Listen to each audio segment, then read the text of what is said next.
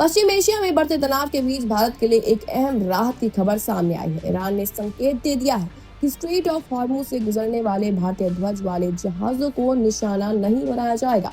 दरअसल हाल ही में ईरान के विदेश मंत्री सैयद अब्बास अरागची ने भारत के विदेश मंत्री एस जयशंकर से टेलीफोन पर बातचीत की और इस बातचीत के बाद ईरान के उप विदेश मंत्री नई दिल्ली पहुंचे और जयशंकर से आमने सामने उन्होंने मुलाकात की।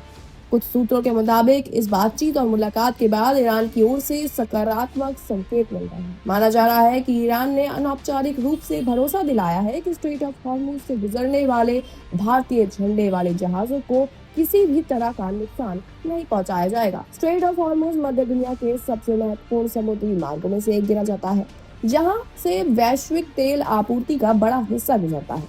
ऐसे में इस क्षेत्र में किसी भी तरह का तनाव भारत सहित कई देशों के लिए चिंता का कारण बन जाता है, क्योंकि भारत की ऊर्जा आपूर्ति का बड़ा हिस्सा भी इसी मार्ग से होकर गुजरता है और इसी वजह से भारत लगातार कूटनीतिक स्तर पर सक्रिय है और क्षेत्रीय देशों के साथ संवाद बनाए हुए है ताकि समुद्री व्यापार और ऊर्जा आपूर्ति सुरक्षित रह सके।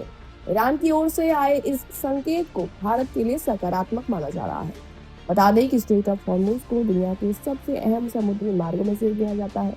ये संकरा रास्ता फारस की खाड़ी से होकर अरब सागर से जुड़ता है। ये संकरा रास्ता फारस की खाड़ी से अरब सागर को जोड़ता है और वैश्विक तेल आपूर्ति का एक बड़ा हिस्सा इसी रास्ते से होकर गुजरता है। इसी वजह से यहाँ होने वाली हर गतिविधि पर अंतर्राष्ट्रीय स्तर पर कड़ी निगरानी रखी जाती है।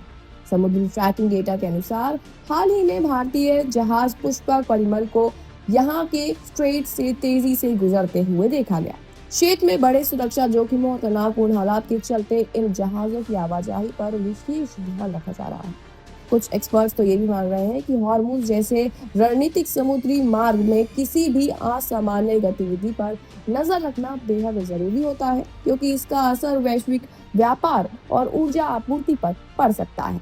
साथ ही आपको बता दें कि कई रिपोर्ट्स के मुताबिक कुछ एक्सपर्ट्स के हवाले से ये कहा गया है कि ईरान की ओर से ऐसे संकेत मिले हैं कि मौजूदा हालात में भारतीय ध्वज वाले जहाजों को निशाना नहीं बनाया जाएगा।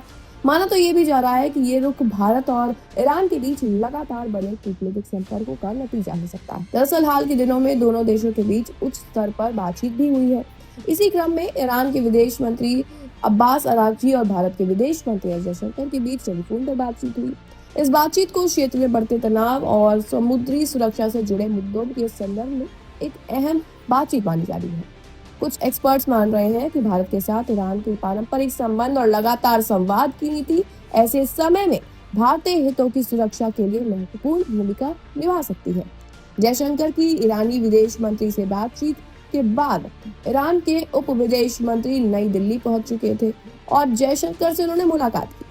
रिपोर्ट्स तो ये भी कह रही हैं कि दोनों देशों के बीच द्विपक्षीय संबंधों के साथ साथ क्षेत्रीय हालात पर भी चर्चा और इसी दौरान दोनों नेताओं में इस बात का भी हल निकाला गया कि भारतीय जहाजों को निशाना नहीं बनाया जाए। तो वहीं आपको बता दें कि ईरान और अमेरिका के बीच एक बार फिर से तनाव बढ़ता हुआ नजर आ रहा है। इस बीच ईरान की सैन्य इकाई इस्लामिक रेवोल्यूशनरी गार्ड कॉर्प्स यानी कि IRGC ने अमेरिका को कड़ी चेतावनी दे दी है। दरअसल अमेरिका की ओर से कहा गया था कि वो स्ट्रेट ऑफ हॉर्मुज से गुजरने वाले जहाजों की सुरक्षा सुनिश्चित करने के लिए जरूरी कदम उठा सकता है।